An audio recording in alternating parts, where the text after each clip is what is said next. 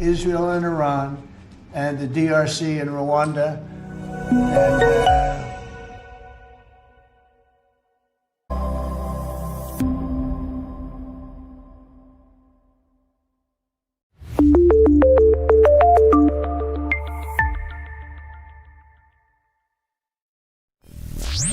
short months, we've now achieved peace between India and Pakistan, Israel and Iran, and the DRC and Rwanda. And,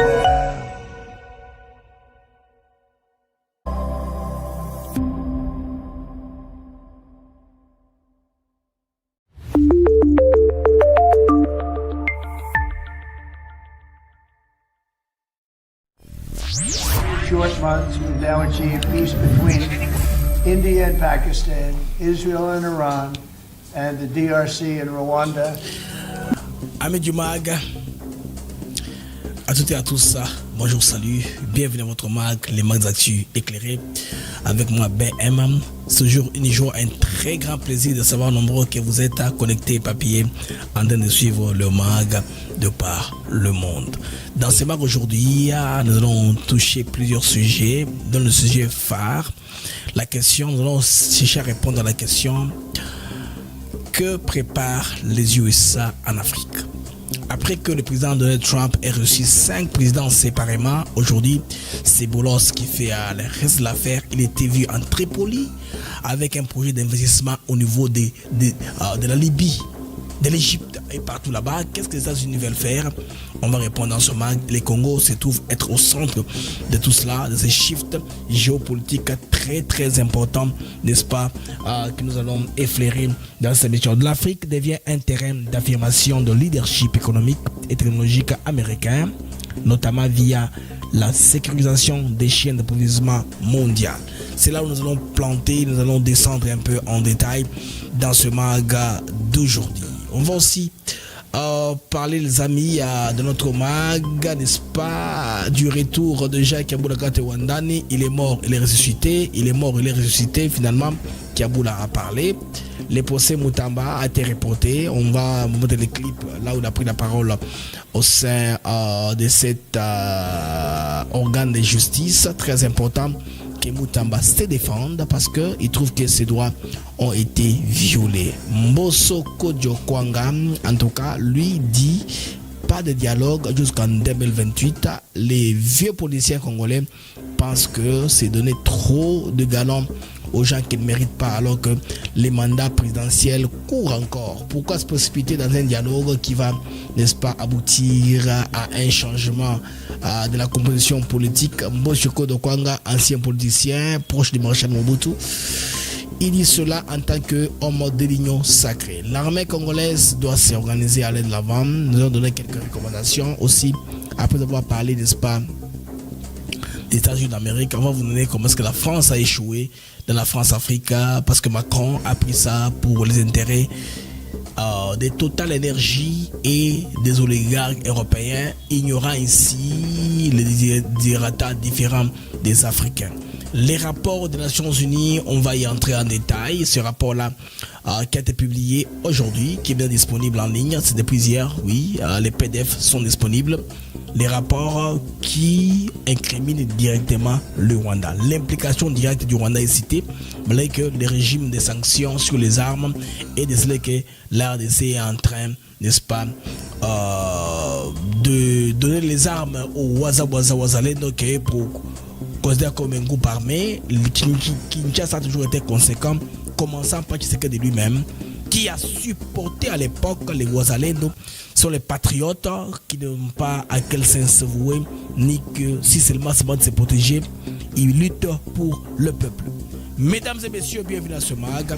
C'est Mag d'Actu éclairé avec BMA. C'est toujours pour moi une joie et un très grand plaisir de savoir nombreux que vous êtes connectés, appropriés, en train de suivre de par le monde. Alors pour commencer le mag, nous allons faire une brève page publicitaire, le temps que notre réseau ne puisse monter. Batoba Mata parce que ma solo est lingue banda.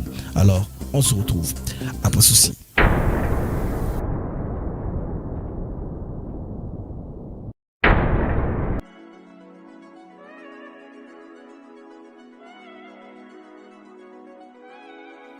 Nous sommes ici à Maluku sur un de nos nouveaux sites Songolo Park où nous vendons nos terrains de 20 mètres sur 20 pour 5 500 $. Tous nos terrains sont cadastrés et on n'est pas loin de la zone industrielle où le chef de l'État est en train d'investir, c'est-à-dire l'usine de Pepsi Cola, et c'est lui qui nous fabrique des carreaux. Alors pour cela, 2 numéros pour nous joindre. Vous pouvez appeler à Kinshasa au 243 898 072 251. Et là, vous appelez Jean-Paul. Sinon, ici en France, vous pouvez me joindre au 06 41 18 97 92.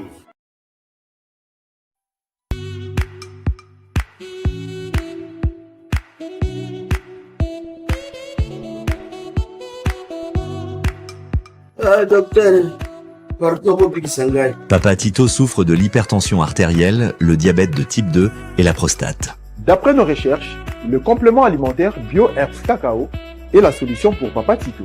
BioHerbs Cacao est un cacao en poudre de première qualité, possédant des propriétés aphrodisiaques, naturelles et puissantes. Elle ne comprend d'aucun colorant ou arôme artificiel. Profitez avec le meilleur cacao, savourez avec de l'eau, chaud ou avec du lait. Retrouvez dans ce cacao vos performances physiques. Soignez la prostate sans médicaments ni opération. Je vous recommande ce complément alimentaire BioHerbs Cacao. Dégustez le meilleur goût du cacao avec BioHerbs Cacao. C'est vraiment très bien. Parce que nous passons la pleine augmentation, nous avons comme barrière, nous avons le sucre, donc tout ça, nous avons vraiment très bien. Maman, là on va passer à la question. Côté Ouana, est-ce que c'est le divac? Mon gars, veillez dans vous. Nous sommes aux USA, en Europe, en France, au Canada et en RDC. Joindre via ces numéros.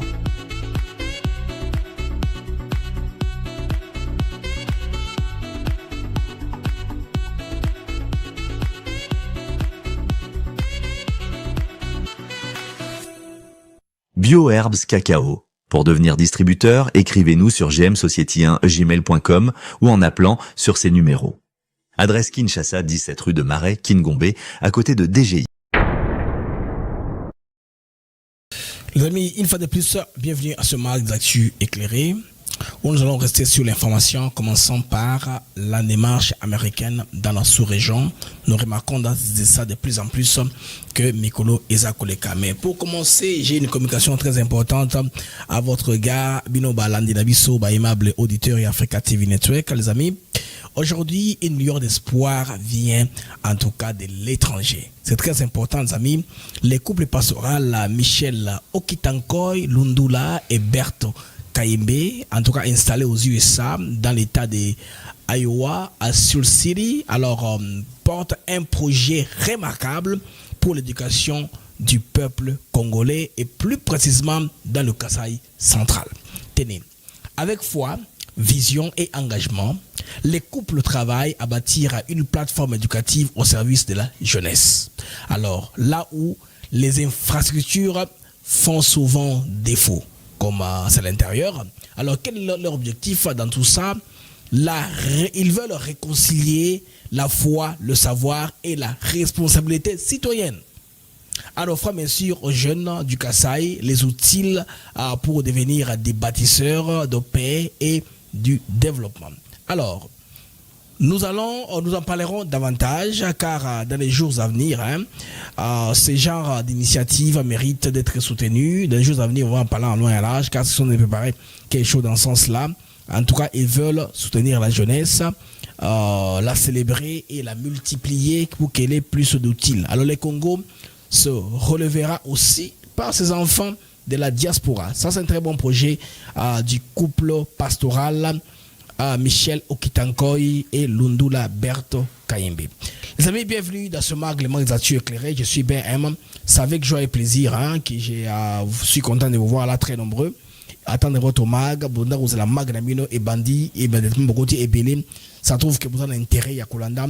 C'est de quoi nous allons parler. Nous allons commencer d'abord par l'information à ce qui concerne l'épée de l'oncle Sam. C'est très important de Kokena, les veilles équivoques pour comprendre où est-ce que les États-Unis nous amènent pendant Mikolo Tozali. Vous remarquez qu'il y a très peu, les présidents américains, Donald Trump, d'ailleurs, Boulos l'avait dit, la première mission que Boulos a eue quand il a été nommé, confirmée par le président Trump, c'était d'aider à la question congolaise, d'aller dans la région des Grands Lacs, de visiter tous les chefs d'État là et leur mettre d'accord que l'Amérique a changé la façon de voir les choses, la perspective doit changer.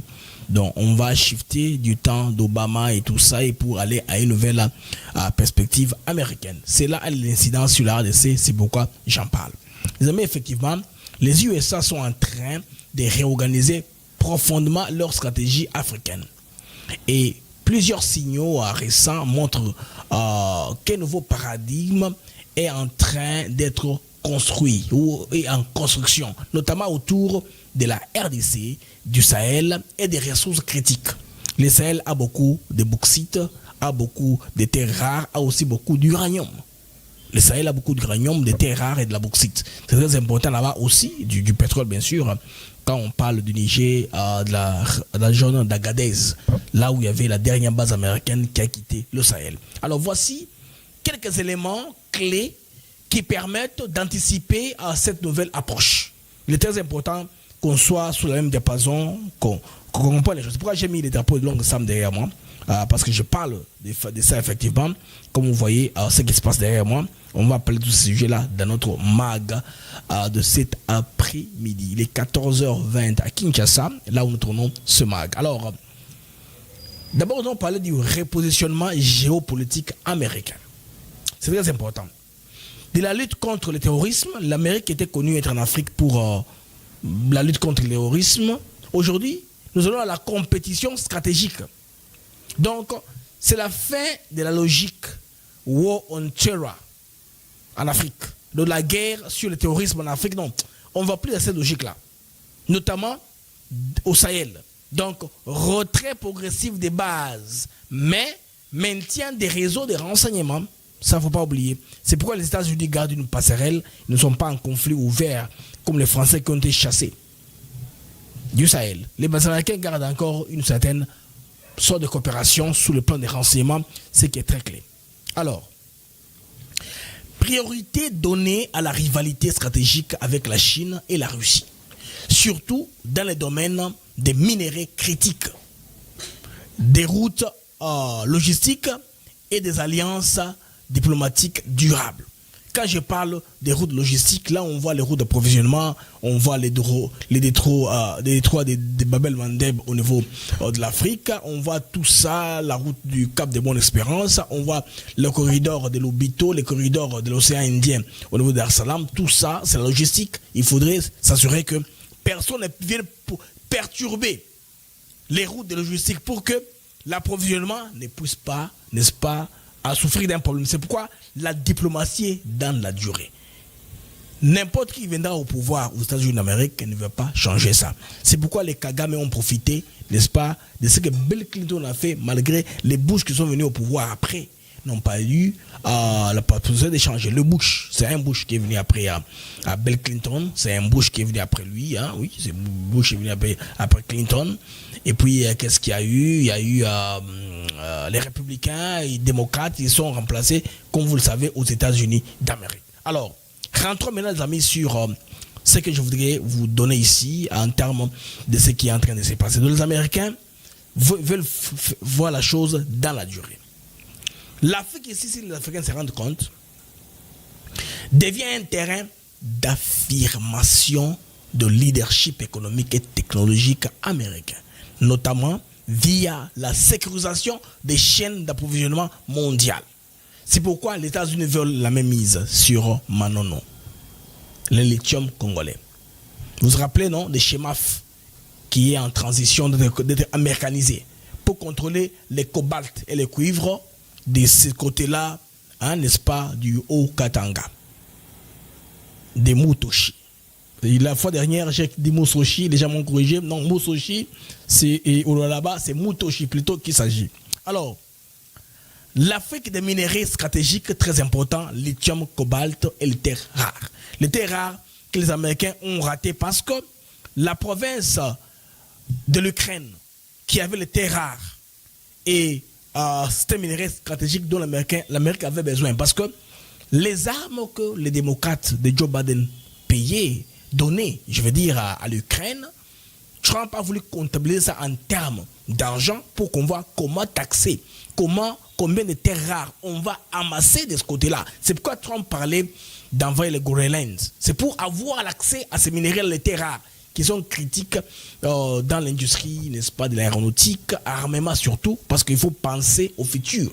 Il faut projeter les choses pour que ne pas être vu au dépourvu. À un moment, la Chine a voulu tout prendre, emmagasiner davantage pour créer une carence. Pour maintenant, eux, qu'ils aient la possibilité d'envahir Taïwan, parce qu'ils veulent que quand ils envahissent Taïwan, personne n'est là pour intercepter. Qu'est-ce qu'on fait? On crée une rareté dans le monde. On achète tout ce dont le monde a besoin pour qu'il y ait la rareté. Oh, ça ne marche pas. On découvre aujourd'hui de plus en plus de minerais partout. Les minerais sont découverts partout en RDC. Malgré que les Français, les Chinois ont voulu créer la carence, mais ça ne marche toujours pas. Isaac a garanti des Simbaka. Alors, l'RDC est désormais au centre du dispositif. Lithium à Banono, cobalt à Kolosi, cuivre, tenke, fungurume. Tout ça, on en a suffisamment au Congo, on en a à foison pour interpréter expression. On en a suffisamment. C'est pourquoi je dis à foison. Alors, les USA, comme vous savez, ont signé des partenariats directs avec Kinshasa. Cobalt Metals, au Boébi, non. Tous allés dans Exim, dans ma banque Belé, où ils sont prêts. Yakoya, pour étudier le marché par rapport au problème crédit pour supporter par des banques donnent l'investissement aux gens qui veulent investir au Congo. C'est comme ça que leurs banques sont là disponibles. Les gens qui ont les projets, n'est-ce pas, à partir de l'Amérique, qui vont entrer dans le deal. La partie signature, c'est seulement la garantie souveraine de l'État, la partie politique. Mais Bateau Diaba, monde de loin, ils viennent déjà parce que Bazoua, avantage avance déjà avant que les mondes ne viennent embrouiller les choses. Alors, c'est quoi l'objectif de tout ceci, les amis? C'est contrôler la production, la traçabilité et empêcher l'accès de la Chine aux filières africaines. Imposer un standard américain, parce que les Américains ont la façon dont ils opèrent. Ils veulent imposer ces standards-là, par exemple SSG, AI mining, certification numérique, tout ça. Les Américains veulent imposer ça pour qu'il ait de l'avance, parce que c'est un domaine dans lequel ils sont à l'aise, où ils se retrouvent. Alors, parlons de la sécurisation des intérêts américains. Diplomatie militaro-économique, c'est le deal qui est en RDC.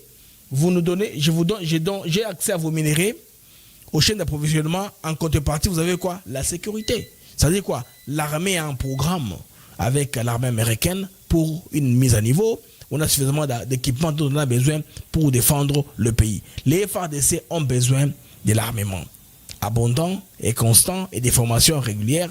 Sans infiltration, nous serons capables, n'est-ce pas, de répondre à l'objectif régalien de supporter l'État, de sécuriser l'État au total. Alors, la nouvelle doctrine hybride, elle est hybride parce qu'on parle de protection des corridors miniers, Katanga, océan Indien, tout ce qui se fait au Katanga là, on est en train de voir dans quelle mesure cela pourrait arriver à Dar es Salaam, d'où ils vont accentuer les financements. Diplomatie active à l'est du Congo, Doha, Washington, et puis l'appui indirect au FARDC, qui sont très clés ici, parce que cela viendra avec la stabilité et l'assurance que l'Amérique aura accès à ces minéraux au moins sans beaucoup trop de difficultés. C'est comment? C'est par une mise à niveau des FARDC qui doit arriver au point de bien protéger les pays sans dépendre du réseau extérieur. Parce que vous savez ce que Kagame a pu faire avec le temps, dans les années, il a dû désarticuler l'armée avec l'aide de Joseph Kabila. Donc, renforcer les FARDC passe par une refondation claire et rigoureuse, je veux dire. Alors, cela implique quoi? Ça implique une formation militaire continue adaptée aux réalités du terrain. Les Américains qui ont fait ça avec d'autres pays dans le monde pourront aussi travailler avec nous dans un programme dans ce sens-là, avec un équipement moderne en quantité suffisante, pour les gens qui sont insuffisantes quand le Rwanda se moque de nous. Ils vont nous attaquer à faire la guerre, ils savent que nous ne sommes pas prêts. Ils savent que Kabila a un couteau à Bébissa, les coins gâtés. Dès qu'ils entrent, c'est comme un couteau dans le beurre. C'est pourquoi Tshisekedi a plutôt misé à la diplomatie, pour qu'avec l'arme diplomatique qu'il frappe sur la tête de Kagame, ce qui est en train de marcher. Alors, une lutte acharnée contre les infiltrations dans les rangs, surtout ça. C'est ce qui nous fait rentrer en arrière. L'infiltration, parce qu'il y a des gens que Kagame a envoyés en mission au Congo pour nous retarder, et ils ont, malheureusement, hein, ils ont reçu les rôles parce qu'ils sont dans les postes clés. Seulement eux là, qui sont venus de l'autre côté. Renseignement, logistique, c'est là où ils sont. Maintenant, ceux qui te boivent infiltration là, les FADC vont se réveiller. Un contrôle strict de la hiérarchie. Les capitaines jusqu'aux généraux, il faut contrôler. Les militaires ne sont pas les électrons libres. C'est ça, non? Il faut qu'il y ait un service de renseignement interne. Quand tu es général, tu parles des histoires au Canada, il faut bien que ça y est. Clairement, parce qu'on ne peut pas travailler avec la République et rester là comme ça. Parce que moi, j'ai mon rôle, j'ai mon propre qui je peux faire tout ce que je veux. Non. L'État d'autres mesures de contrôler. Hein? Un contrôle strict de la hiérarchie. Du capitaine jusqu'au général. Il faut qu'il y ait un contrôle. Enfin, une planification opérationnelle précise et centralisée. C'est ça, une armée. Donc c'est à ce prix-là que les FADC peuvent se relever. Bien sûr, avec l'appui américain, je n'ai pas trop de doutes. Hein.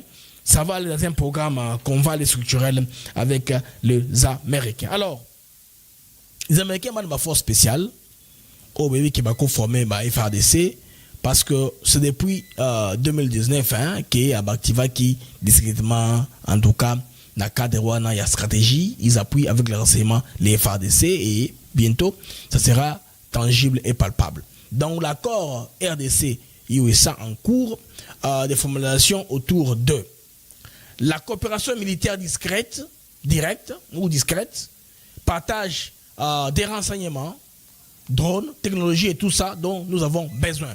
C'est très important Bandeko et Vanda Ndenge Eza Kokende. Alors, la cogestion sécurisée des zones minières. C'est là où on va comprendre. Par exemple, les projets Manono Lubumbashi à Bunagana Goma, il faut une cogestion sécuritaire avec les Américains qui vont nous imposer, qui vont imposer leur présence comme garantie. Le fait que les autres sauront que nous avons les Américains à côté, Barouyate. S'ils ont des velléités expansionnistes, des velléités d'occupation, ils ne viendront pas. Bakobanga, les gendarmes sont là. Les cowboys du monde sont là. Les gens qui ont la violence super au monde sont là. Ils sont avec le Congo. Qu'est-ce qu'on fait? On ne part pas, on laisse. C'est ça, non? On ne va pas y aller. Alors, la guerre de l'information et l'influence cognitive est très importante parce que l'administration américaine finance de plus en plus des projets de communication, d'éducation politique et des médias souverains en Afrique. Beaucoup de monde a que Mikolo narratif est changé un peu.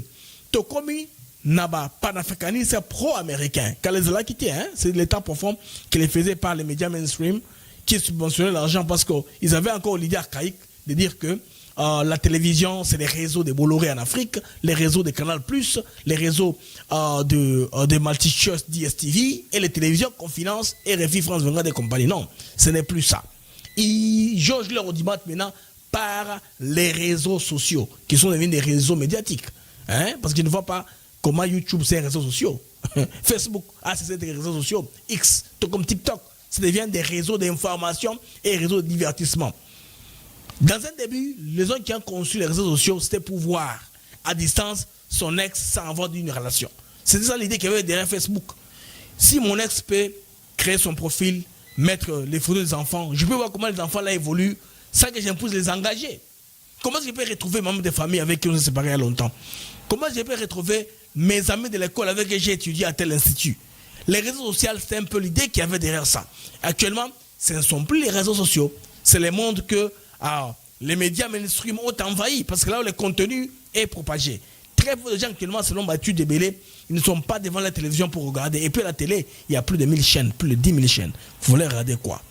Donc, réseau social ou médias, c'est la télévision entre les mains. C'est là le monde a changé. Les Américains ont compris qu'il faut aller vers les médias souverains africains. Les gens qui portent le message. Tout ça, c'est pourquoi, les amis, c'est pour que l'objectif qu'on tirait le récit russe. La Russie a soutenu les Nathalie Yamb, les Kemi Seba, tous ces mondes-là. Et aujourd'hui, la jeunesse africaine achète leur message. Ça passe facilement. Facilement.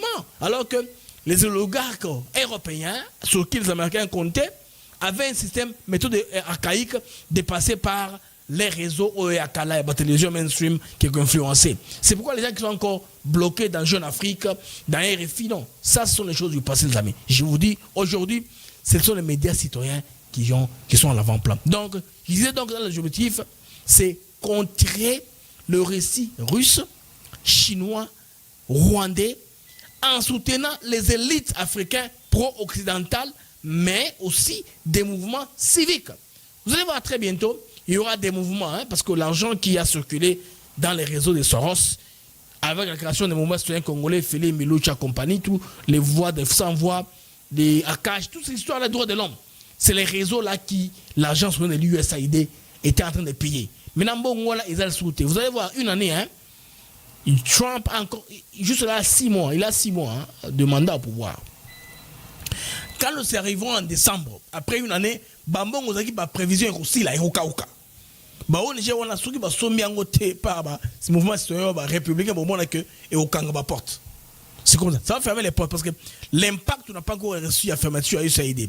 Très bientôt il y aura des mouvements civiques pro-occidentaux dans les vents du terme pour contrer la Chine, la Russie qui ont acheté la jeunesse africaine. Il faut voir seulement qui est-ce qu'ils invitent dans leurs conférences. Je répète, c'est Kemi Seba, Nathalie Yamba, les Fek Lumumba, qu'on appelle Plo Lumumba, les Fek Lumumba, les Tanzaniens, les Fek Lumumba, ces gens sont les gens qu'on invite. Il y a aussi un autre qui vient de s'ajouter à la liste, c'est Rutendo Montiniare, un influenceur zimbabwéen, qui d'ailleurs fait des campagnes pour Kagame. Alors, les soft power américains se renouvellent. Narratif Afrique souveraine, connecté à partenaires clés du XXIe siècle avec une ligne de fracture morale contre la dictature extravertie. Rwanda, le groupe Wagner, tout ça. Tous ces groupes-là, on prend un peu de distance au fur et à mesure qu'on est en train d'évoluer. Non, mais moi, excusez-moi les amis.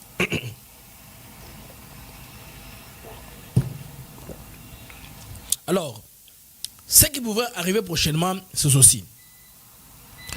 En ayant vu tous les calculs, ayant vu toutes les projections possibles, voilà ce qui pourrait arriver dans un délai très proche. L'annonce officielle d'impact énergétique ou technologique entre USA et l'Afrique. Probablement, bien sûr, autour de la ZELCAF et des structures vertes qui existent déjà, parce qu'il est question de l'énergie, c'est l'énergie verte, pas de pollution, il n'y aura pas d'histoire de carburant, ça sera plus vers les bâtiments construits, compagnie, mais la ZELCAF joue aussi un rôle, la zone d'échange continentale. Les Américains ici ne parlent pas, les amis, de l'Union africaine. Ils sont dans le groupe africain avec qui ils peuvent voir les intérêts et coopération directe. Maintenant, comment va se faire, je m'excuse amis,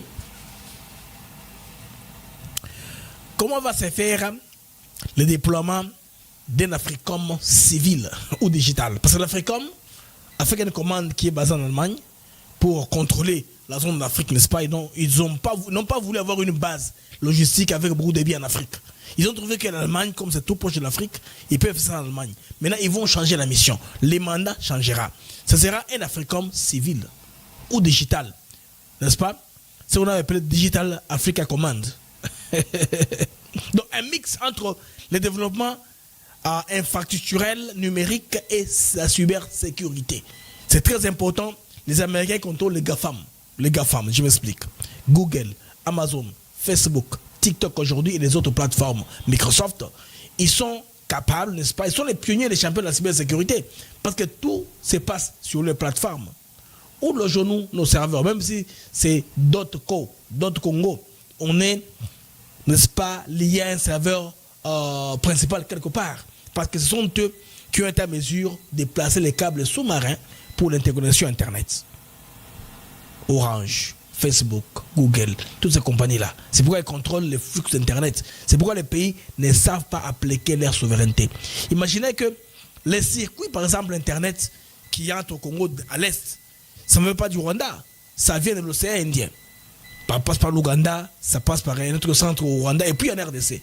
Les Rwandais ne sont pas capables d'interférer avec ça. Parce que les propriétaires de ces câbles-là sont eux qui dictent la loi. Ils veulent un monde interconnecté pour que les services Internet soient achetés, n'est-ce pas, dans une Afrique très éparpillée que possible. Alors, les amis, remise en question des anciennes alliances. Là, nous voyons Rwanda, États-Unis, Ouganda, avec un pivot plus fort vers l'Angola, l'RDC et le Nigeria. Voilà des points focaux. Pourquoi? Parce que, on parle de Massad Boulos. Massad Boulos, ses enfants sont nés au Nigeria. Moi, je suis 30 points à Bandeko, à Botama, Nigeria. Moi, si à Boulos, à la ligne de Kabelu, au Nigeria. Vous comprendre, dengue, mon clone ne fonctionne pas. J'ai vu une photo de Stanis Boujakir avec Boulos, sans dire rien. Boulos est libanais. Il connaît ce qui est arrivé à Jamal Khashoggi. Jamal Khashoggi, vous savez l'enquête, hein? C'est un journaliste libanais. Vous comprendre. Comment est-ce qu'il est mort? Là, c'est une parenthèse que j'ai fait rapidement. Ça ne va pas nous larguer, aller prendre une Boulos, ça ne veut rien dire, tout ça. Alors, les amis, je continue. La conclusion est que les amis, les USA veulent verrouiller le 21e siècle par les Congo et au-delà. Comment? Les États-Unis ne viennent plus en Afrique pour faire de la coopération. Non, ils viennent pour protéger leur chaîne de valeur. Dominer la norme mondiale sur les minéraux. Couper l'avance chinoise et redessiner les alliances stratégiques.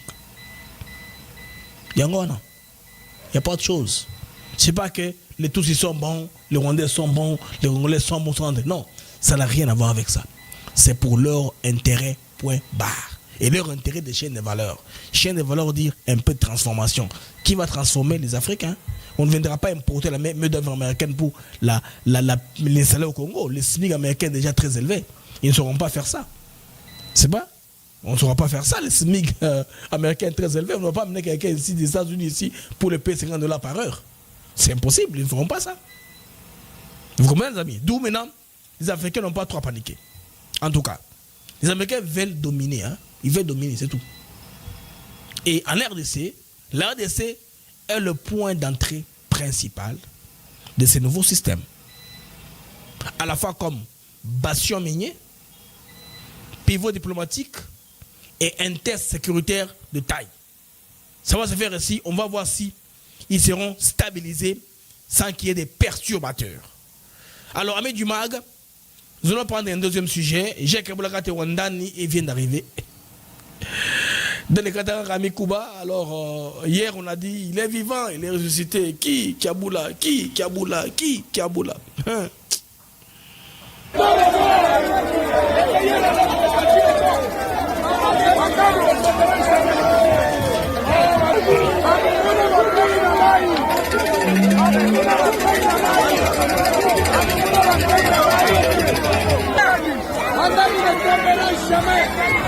Nous sommes là.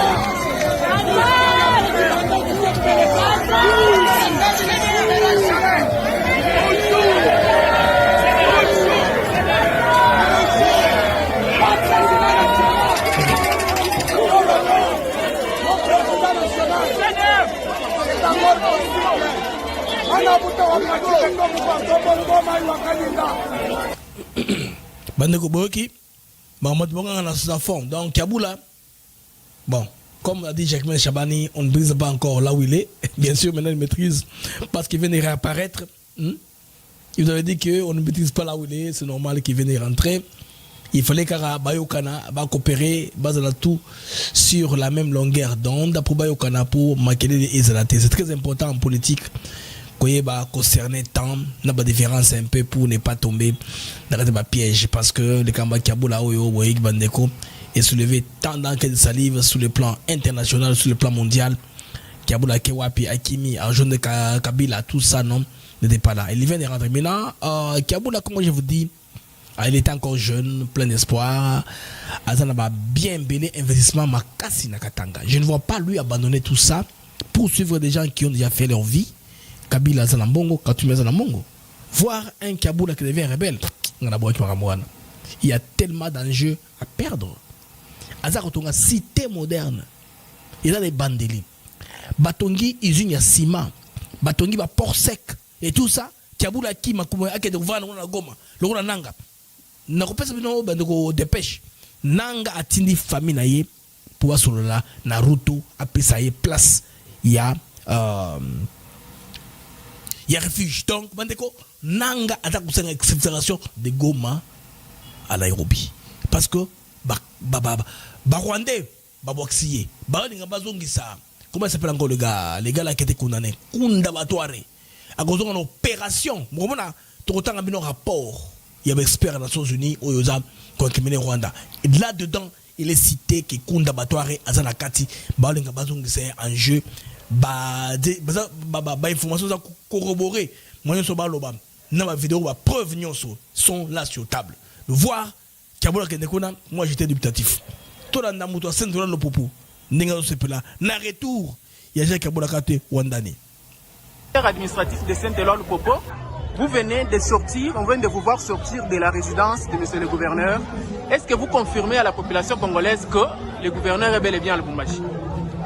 Bon, je ne suis pas Thomas pour introduire le doigt dans le flanc qui a été frappé par la désinformation, les rumeurs et les intox. J'ai été avec le gouverneur Jacques Kaboula Kate en personne. C'est une personne qui revient d'une période de maladie. Vous avez vu ça, qu'il a même fondu. C'est bel et bien Jacques Kaboula que j'ai vu. C'est pas son jeune frère, c'est pas son jumeau. Donc Jacques Kaboula est là, il est sorti. Je crois que tout le monde l'a vu. Bien arborant la chemise de Fatih Béton, son maître. Donc Jacques Kaboula, le président du FC Saint-Éloi Popo, est à Lubumbashi. Et ça, c'est une évidence. Quel est son moral? Pourquoi il ne s'est pas adressé, selon vous? Qu'est-ce qu'on peut analyser de ce silence, même s'il est sorti de sa résidence? Non, il revient de beaucoup d'interventions, beaucoup d'injections et d'un traitement médical. Donc il n'a pas encore toutes les forces pour parler, haranguer la foule. Et je crois que aussi, il n'y avait rien à dire aujourd'hui. C'est quelqu'un qui vient d'une maladie. Vous voulez qu'il vous dise quoi? Vous voulez qu'il réponde au colportage? Non, il est dans la lignée du chef de l'État, il est dans la lignée du VPM Chabani qui vous a dit on ne gère pas avec les rumeurs des réseaux sociaux. Donc lui aussi ne va pas réagir aux rumeurs des réseaux sociaux devant des gens qui viennent le saluer, qui viennent le réconforter après cette période de maladie où il était pratiquement en quarantaine. Dernière question, c'est un message de paix. Je crois que vous pouvez lancer à toute la population, ils doivent, surtout la population du Haut-Katanga. Oui, le Haut-Katanga a son gouverneur Jacques Kaboula Kate qui a été élu, qui a été appelé pour une consultation à Kinshasa. Malheureusement, c'est arrivé au moment où il était souffrant, où il s'était programmé qu'il soit pris en charge de manière médicale. Il est revenu. Certes, on a mis un intérimaire, ce qui est tout à fait normal quand le titulaire est souffrant, indisponible, comme l'a dit le télégramme. Et maintenant, il a récupéré, le médecin l'autorise maintenant à sortir. Donc, il va effectuer le déplacement pour être suivi. Et retour sur antenne pour continuer sur Africa TV. Nous allons prendre le deuxième sujet. Là, nous allons parler, les amis.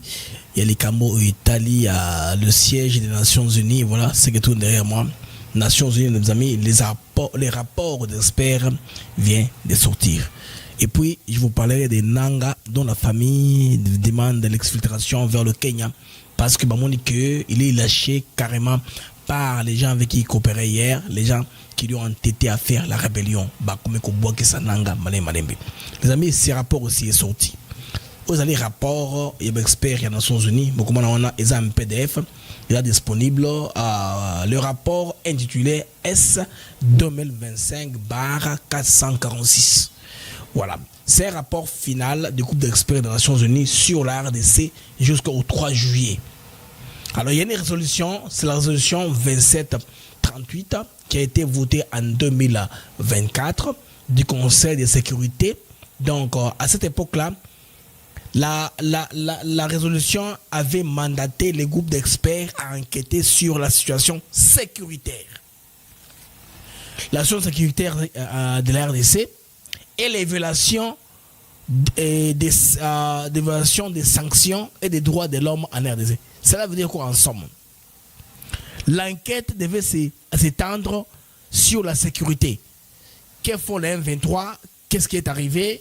Quelle violation de droits de l'homme il y a eu quand ils ont pris Goma et Bukavu et qui sont avec qui? Il faudrait les États-Unis, les Nations Unies, je veux dire, établir en gros clairement par groupe d'experts. De deux, quand on parle ici de la violation des sanctions, c'est la RDC qu'on vise. Parce que beaucoup de groupes Ouazalendo ont été précipitamment considérés comme un groupe négatif pour que RDC a la empêcher comme ça mandoki. Or, selon Nanga Toyebi, RDC a appelé ça mandoki na nenga CC bon.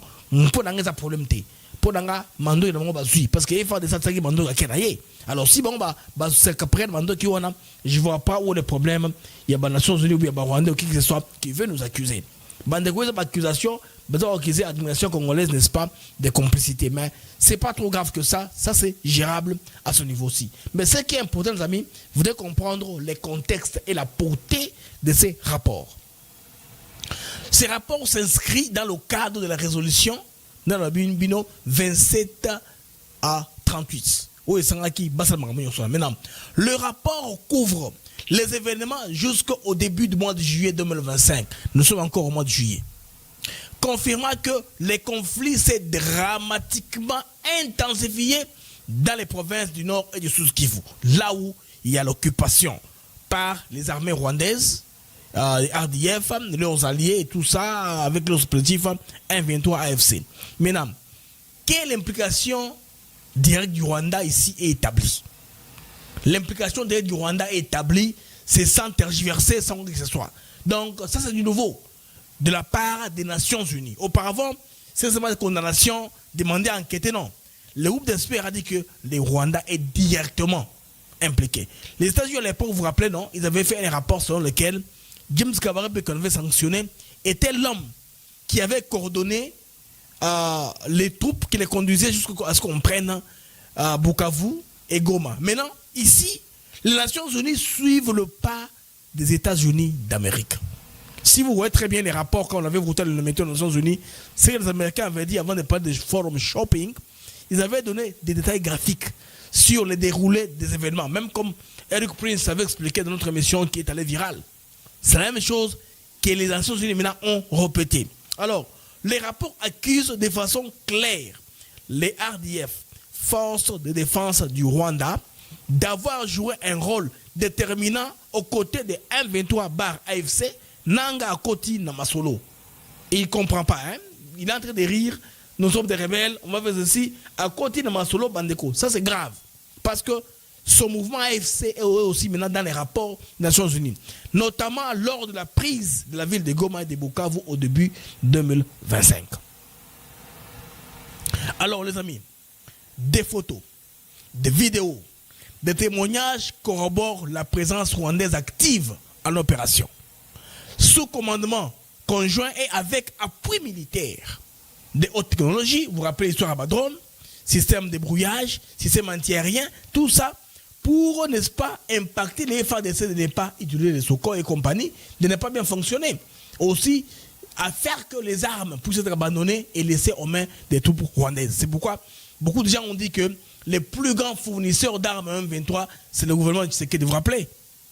C'est ce qu'on avait dit à cette époque-là. Alors, à la date du rapport, qui est sorti, hein, n'est-ce pas, il y a 2 jours passés, il est maintenant disponible, des milliers de soldats rwandais sont encore stationnés sur le territoire capturé et à la frontière, ou le territoire occupé par les Rwandais. Alors, l'objectif maintenant est économique et politique, selon les rapports d'experts des Nations Unies. L'objectif de cette opération rwandaise est double.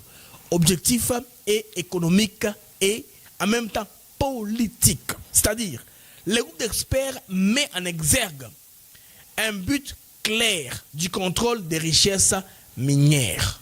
Vous connaissez les minerais des 3T. Les 3T, via la mise en place d'admiration parallèle par les M23 AFC avec le soutien du Rwanda. C'est pourquoi, dans toutes leurs revendications, ils demandent au moins une mainmise sur le contrôle administratif, sécuritaire et tout, pour avoir accès aux minerais. Point barre. Parce que sans ça, le Rwanda va disparaître. Les amis, c'est explicitement, en tout cas, c'est explicitement, je vais vous le dire, qualifié de stratégie visant à réorganiser le pouvoir territorial. L'exploitation économique plutôt qu'une lutte contre les FDLR comme évoqué par Kigali, son prétexte habituel de tout le temps.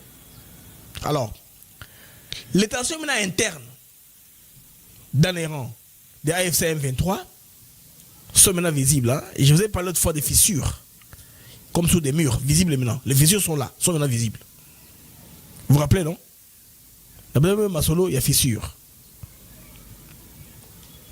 Les amis, désaccords internes, ils ont makasi. Désaccords internes, ils ont makasi. Notamment autour du contrôle des figures comme Laurent Kunda Batouari, qu'on avait jugé à la CPI, qui avait venu à Rwanda, un Rwandais tout fait, qui s'est fait congolais. Il est venu du brassage de l'armée congolaise et compagnie. On veut le remettre en danse. Alors, ils ont offrir, en tout cas, cadre, il y a AFC, possibilité de contrôler les mouvements. Parce que quand on a besoin d'un côté, il faut dégager. Ils doivent libérer le terrain.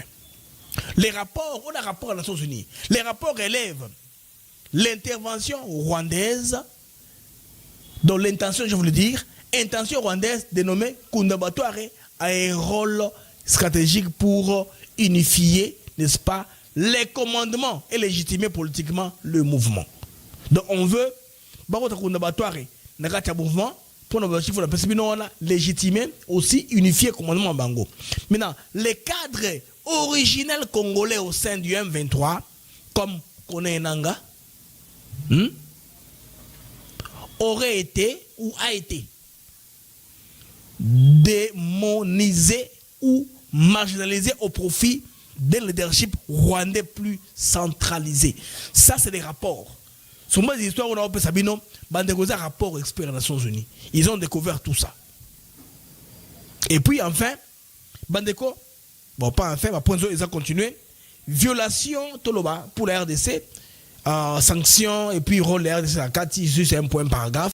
Là où le rapport dit, le groupe d'experts expose le gouvernement congolais a enfreint les régimes de sanctions de l'ONU en continuant à s'appuyer sur les FDLR et les Wazalendo. FDLR qui s'est raté.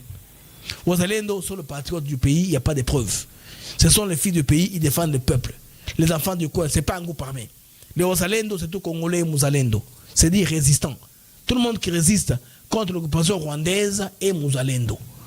Un Mouzalendo armé, Mouzalendo numérique, Mouzalendo, il y a presse, Bazalendo, c'est un mouvement qui est comme ça global. Ce n'est pas un groupe armé comme les Zaïre, comme le CPRK de Thomas Lobang, comme la M23 ou Kodeko, non. Mouzalendo, ce n'est pas un groupe. Ce sont les citoyens qui s'organisent pour défendre leur pays et leur terre. Alors, le rapport dénonce des violations graves des droits de l'homme, droits humains, recrutement forcé, pillage, déplacement forcé, services et pertes en vie civile, n'est-ce pas? Et ça, ce sont les Nations Unies qui disent cela. Et ça tombe dans l'actif du M23FC. Mais quand il y a eu des batailles autour de l'Échorou, tout ça, ils ont déplacé tellement de gens pour faire la pression internationale. Ils se sont battus pas pour gagner un territoire, pour déplacer des gens. Hein? Ces images-là circulent encore dans le monde. Quand ces images-là circulent, il y a une pression internationale sur la façon de terminer la crise. Maintenant, comme nous sommes sur un processus politique, on a voulu qu'ils soient plus audibles. Comme ils comprennent seulement leur langage, c'est la violence, ils font ça. Ils tirent en l'air, que les Congolais fouillent dans les brousses, pour que à l'international, qui est demande, il y a aide que les Congolais belé, humanitaire, parce qu'il y a beaucoup de gens qui sont déplacés. Donc, méthode de Mango Yangouana. Donc, des réseaux de contrebande de minerais sont mis en lumière, indiquant une économie de guerre organisée. Ça, c'est toujours le Rwanda, affectant la traçabilité des produits miniers légitimes. Produits miniers légitimes en traçabilité, on ne sait pas qui produit quoi, à quelle quantité.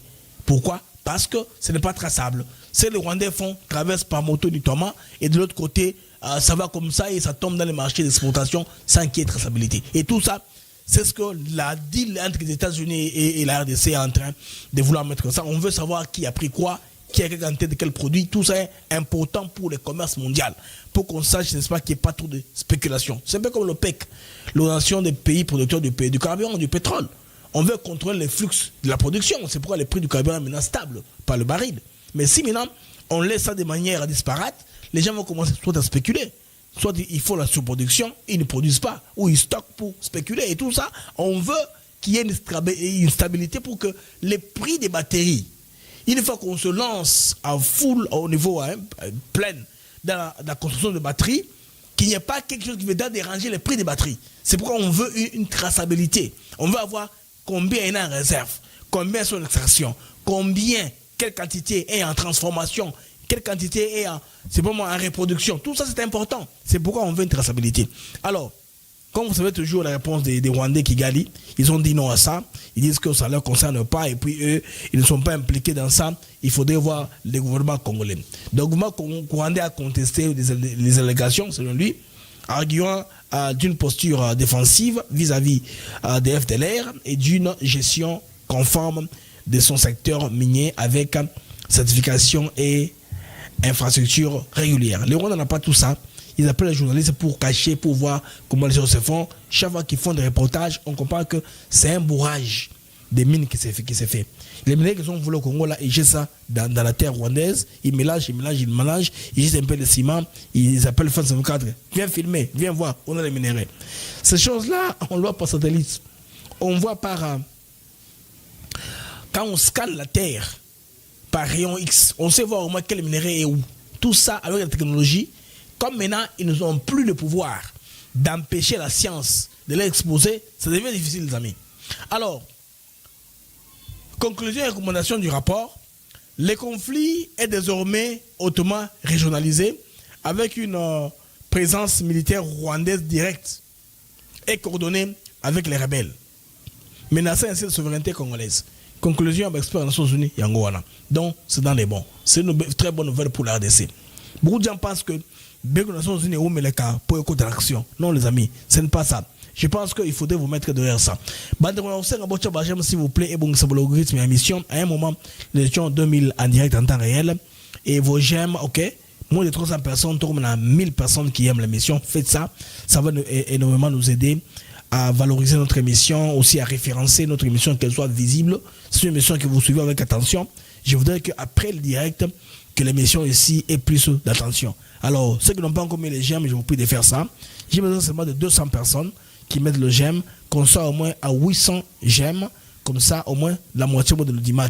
Si on fait ça à 1000, pourquoi pas, ça va nous aider à bien stabiliser l'émission. Nous sommes sur les rapports, les amis. Alors, le rapport appelle à un renforcement, à renforcer, je veux dire, le respect des sanctions sur les armes, le financement et la mobilité des acteurs armés. Là-dedans, il y a à boire et à manger, parce que le diable est dans les détails. Renforcer la surveillance des minéraux 3T, ça, c'est à notre profit.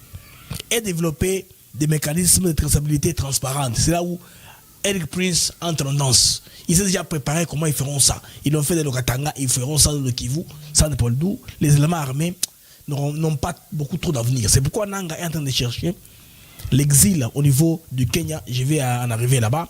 Alors, relancer un processus international de paix, bien sûr incluant la médiation régionale, processus de Luanda, Nairobi et Doha. Bon, et les Nations Unies recommandent déjà, les processus prennent de l'avance. Doha, il y a eu un accord de principe. Très bientôt, une date qui est déjà calée pour la signature de l'accord final, qui sera aussi interprété à tort et à travers par les gens qui veulent se plaire à gauche et à droite. Le rapport S 2025-446 de juillet 2025 dénonce avec précision l'appui militaire massif et les commandements rwandais attachés au M23 et AFC, avec la technologie, les troupes et les stratégies. De tout ce que les M23 la font, seul, sans les Rwandais, ça ne peut pas marcher. Une logique de captation territoriale et économique centrée sur l'exploitation minière. Toujours ça. une récomposition politique et militaire interne du M23 sous influence rwandaise. Des violations de régime de sanctions, ça c'est contre la RDC, parce que la RDC, selon eux, en plus d'un cycle de violations massives des droits humains à l'aide de la RDC, pour eux, ils cherchent ça sur la RDC, mais nous savons que ceux qui contrôlent, qui se pèsent sous la bête, ce sont les Rwandais. Il y a même des images là où les gens on a vu. Des recommandations claires adressées à la communauté internationale pour contenir la régionalisation du conflit. Bandeko, on a des rapports. Il y a un groupe d'experts des Nations Unies, on a rien à partir d'Abino et Bimi, il est disponible en ligne. Alors, Kone Nanga Bandeko, Atako Senga, Kokendekutana président Ruto. On apprend que Kone Nanga a lâché par Kigali vers une exfiltration secrète à Nairobi. On apprend qu'une rencontre discrète, mais révélatrice, a eu lieu ce dimanche passé au Tikoleka, entre les membres de la famille de Kone Nanga et le président Kenya William Samoei Ruto. Pour quel objectif? Négocier l'exfiltration urgente de Nanga de Goma vers Nairobi, où il envisage désormais de demander l'exil. Pourquoi? Parce que le Rwandais l'a mis à côté.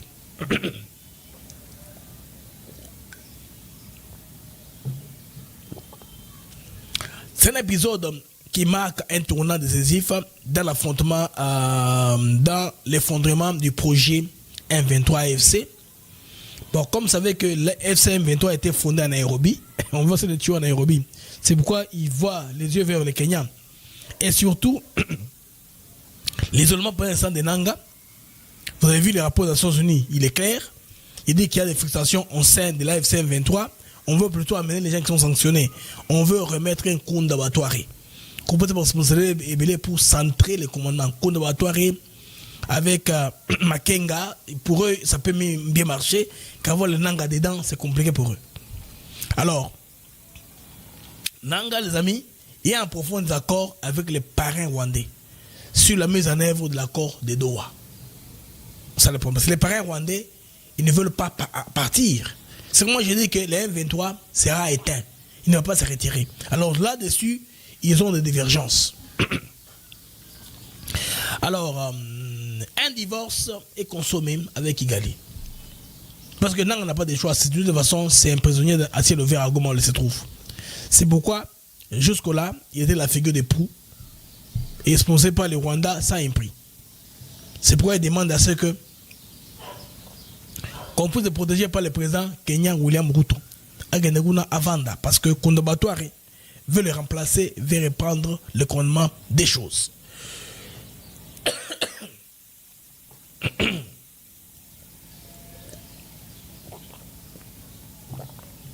Alors, face à cette trahison, les Rwandais ont envisagé qu'on sacrifier Nanga pour sauver ce qui reste. En tout cas, il y a stratégie Nabango, il y a Rotikana. Donc Nanga informé, Aïbi qui est Kalamingi Tinga Bagole Kangai. Ndeba Kimeli et pas Ruto. Pourquoi Nairobi, une capitale des refuges sous pression? Non. Nairobi n'est pas un choix hasardeux, les amis. La capitale kenyane a longtemps été une zone d'exfiltration pour des figures politiques sous pression, notamment congolaises. Mais dans ce cas, la demande est explosive. Exfiltration des pays Goma, zone sous contrôle du M23 FC, donc potentiellement surveillée par le Rwanda. Hein? Demande d'asile politique à haut risque diplomatique pour Ruto, déjà accusé de duplicité à Kinshasa Kigali, ça devient difficile. Hein? Si Raila Odinga a échoué d'avoir son poste, c'est à cause de l'activisme de Ruto et son soutien avec la tutesse de son frère Tutsi rwandais pour Kagame.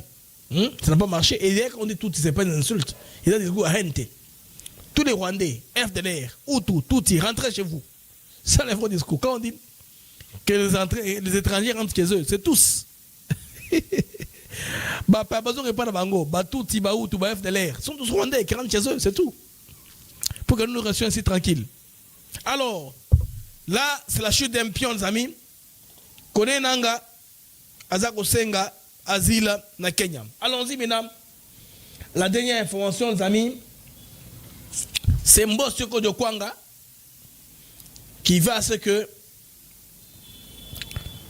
qu'il n'y ait pas de négociation dans la précipitation. Selon lui, la position de Christophe Bosso-Kwanga est celle-ci. Il est président, ancien président de l'Assemblée nationale, vice-président actuellement, hein, figure influente du régime Tshisekedi. Il s'inscrit dans une ligne dure vis-à-vis des appels au dialogue national ou à la réconciliation avec certains groupes politiques ou armés. En affirmant qu'il faut attendre la fin du mandat de Tshisekedi avant d'ouvrir un dialogue. Il envoie un signal politique fort que l'on peut interpréter en plusieurs niveaux. Donc, refus de dialogue sous pression. Fermeté face à l'alternative de réintégration des pro-rwandais. Risque de frustration désormais entre la radicalisation. Donc, Bosso a l'ingité complètement la chance, Bazonga na nyonso. C'est ce que ça veut dire en somme. Donc, Bosso Kodia Kwanga, il veut que qu'on aille lentement avec sûrement jusqu'à la fin du mandat du chef de l'État. Là, nous sommes en 2025. Comme le mandat du chef en 2026, on peut envisager commencer un dialogue peut-être en 2027. Parce que les 2 ans là, on peut aller comme ça, qui serait de faire remanier le gouvernement, puis que les personnes entrées dans le gouvernement, puis c'est calme. On va voir l'histoire un peu plus tard, vers 2000, n'est-ce pas, 27. Là, on commencera un dialogue. Selon Mbosso Kodia Kwanga, lui pense qu'il faut que Nandengawana. Donc, il est radical là-dessus.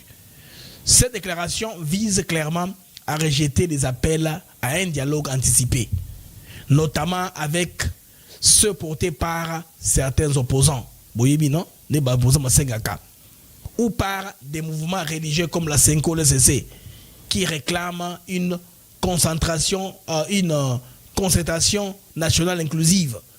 Je vous ai parlé, non? Kabila a salé Jarapo na ya Goma na Bukavu, alinga pesango na cadre négociation de Rosalema ya Senko. Vous comprenez que Senko dit la plateforme. Il y a cause que Kabila en politique par la grande porte.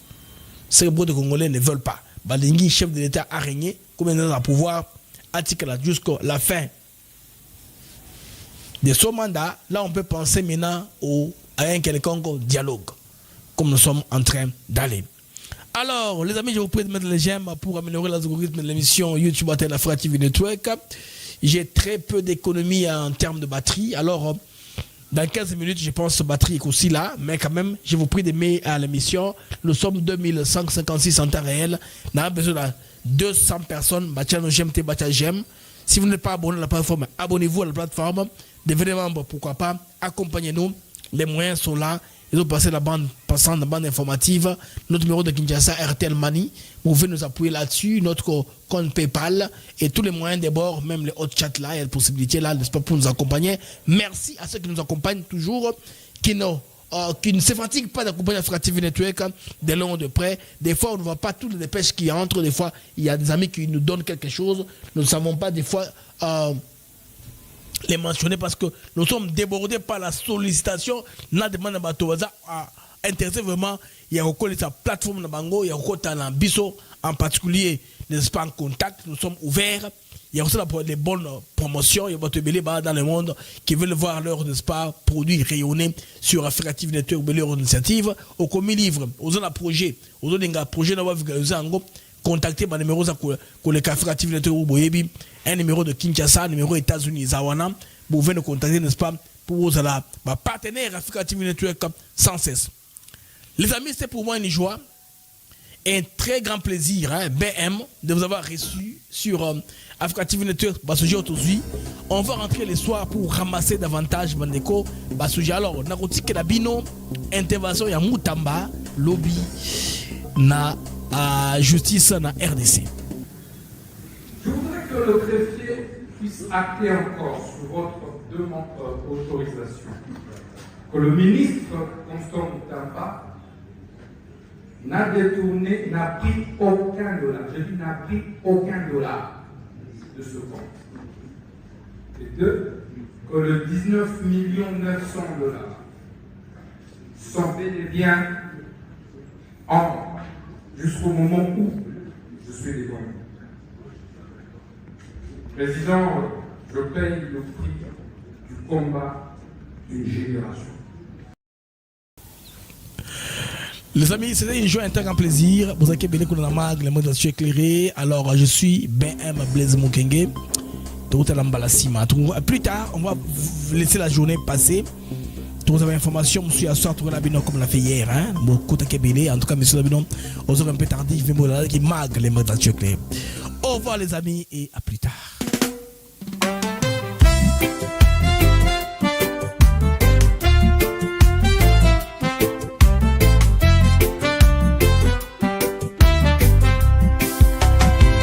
Merci à vous, chers auditeurs, pour votre fidélité, votre ardeur. Chaque jour vous êtes là à écouter nos mots, notre voix qui va dans le monde des infos, des nouvelles. ATN pour vous, fidèle et belle. Les mags de Zactus s'éclairent pour vous éclairer, vous informer, vous guider. Merci à vous, chers auditeurs, pour votre fidélité, votre ardeur.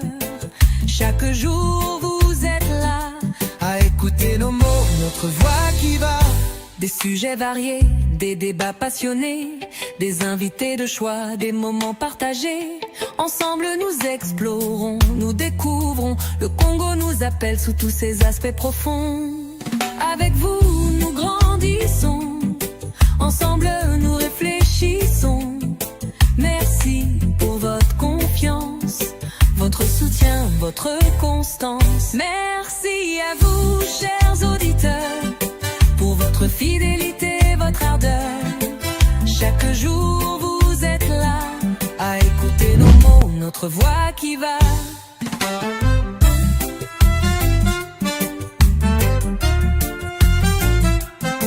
Alors continuez à nous écouter, à partager, à commenter. Les mecs de Zactus s'éclairent. Et là pour vous, chaque jour, chaque semaine. Avec Blaise Mukenge.